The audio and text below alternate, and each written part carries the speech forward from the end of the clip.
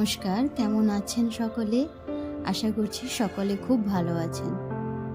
মৌসুমী নতুন একটি ব্লগে আপনাদের সবাইকে অনেক অনেক ভালোবাসা। সকালে ওই 7টা মতন বাজে, ওই যে সকালের টিফিনের জন্য তোড়জোড় লেগেছে। ওর জন্য ওই একটু ময়দা দিয়ে পিঠে করে দিচ্ছি, ময়দার যে জল রুটি ওইগুলো করে দিচ্ছি। আর আমার জন্য ওই যে ওটসের স্মুদি খাবো। আর ও না এই যে ময়দা বা আটা দিয়ে যে এই যে জল রুটিটা, এটা না ভীষণ ভালো লাগে ওর। তাই চেষ্টা করি ওর পছন্দ মতন সকালে জলখাবারটা করে দিতে।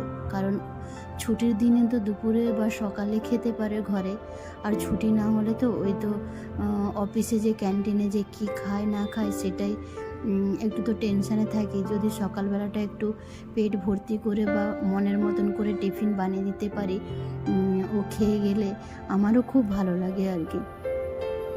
তাই ওর জন্য ওই যে চেষ্টা করি ওর মতন করে বানিয়ে দেওয়ার। এই যে ওর বানানো হয়ে গেছে, ওই যে 3টে আমন্ড দিয়ে দিয়েছি, একটু ভেজানো। খেতে চায় না, বেশি করে দিলে না খেতে চায় না, তাই ওই মাত্র 3টে আমন্ড দিয়েছি। আর ওই যে ওর যে টিফিন, আর আমার এখানে ওটসের স্মুদি। যাই হোক, সকালবেলাতেও রান্না বান্না করে খাওয়া দাওয়া হয়ে গেছে। তারপরে ওই যে দুপুরে রান্না করব। এখানে সব কিছু কেটে ভালো করে আগের থেকে গুছিয়ে রেখেছি, যাতে রান্নার সময় কোনো অসুবিধা না হয়। একটু পটল ভাজবো, বিট গাজর ভাজবো, তারপরে এখানে একটু সব রকমের সবজি দিয়ে বিনস, তারপরে বেগুন, কুমড়ো, ওইগুলো সব দিয়ে একটা সবজি তরকারি করব। আর এইখানে দেখো চিংড়ি মাছ দিয়ে এই যে কচু রান্না করব। কচুটা হালকা করে সেদ্ধ করব ভেবেছি, তারপরে রান্না করব। আর এইদিকে আমি টমেটো পেঁয়াজটা কাটতে বাকি আছে মশলার জন্য। সব কিছু আগে কেটে ভালো করে গুছিয়ে নিয়েছি, তারপরে রান্নাতে বসবো। তারপরে রান্না করতে করতে দেখি বাইরে প্রচণ্ডভাবে মেঘ ডাকছে আর বৃষ্টি হচ্ছে। বেশ ভালো লাগছে দেখতে, জানো তো। আমি যদি সকালবেলাটা স্নান না করতাম তাহলে হয়তো এখন একটু ভিজতাম, কারণ বৃষ্টিতে তো ভিজতে ভীষণই ভালো লাগে আমার। সকালে একবার স্নান করেছি তো, তাই এখন আর ভিজবো না। এই যে দেখো পটল ভাজা আর বিট গাজর ভাজা, এই দুটো হয়ে গেছে। পটল ভাজাটা না ওর খুব পছন্দ, তাই আজকে ভাজলাম। আর বিট গাজরটা অনেক দিন থেকে আছে, ওইটা একটু ভেজেছি।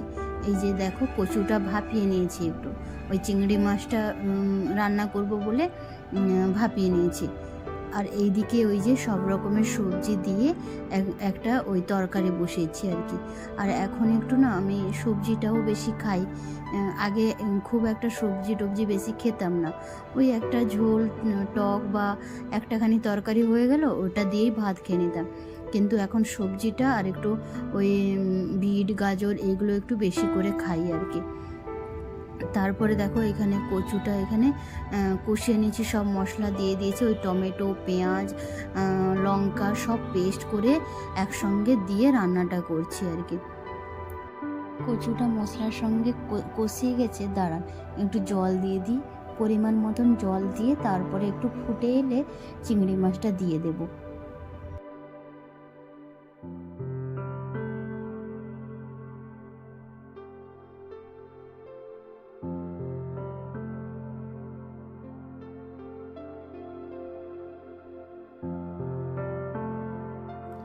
চিংড়ি মাছ আমার এত ভালো লাগে খেতে যে কি বলবো। প্রায় হয়তো একটা সপ্তাহর পর পর আমরা চিংড়ি মাছটা আনার চেষ্টা করি, কারণ দুজনেরই খুব ভালো লাগে খেতে। আর চিংড়ি মাছ যেই তরকারিতে পড়ে ওই তরকারিটা স্বাদই পাল্টে যায়।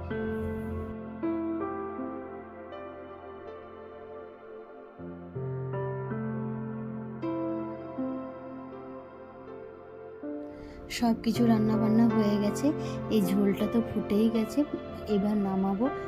আর এই ঝোলটা হয়ে গেলেই রান্নাবান্না কমপ্লিট।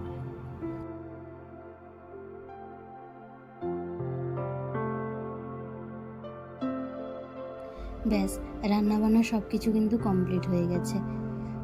ওই যে একটা সবজি তরকারি, তারপরে কচু দিয়ে চিংড়ি মাছ, পটল ভাজা, আর ওই বিট গাজরের ভাজা, আর একটু খাওয়ার সময় লেবু নিয়েছিলাম। চলুন তাহলে খেতে খেতে আজকের ভিডিওটা এখানেই শেষ করছি। দেখা হবে পরবর্তী নতুন ভিডিওতে। ভালো থাকবেন সবাই।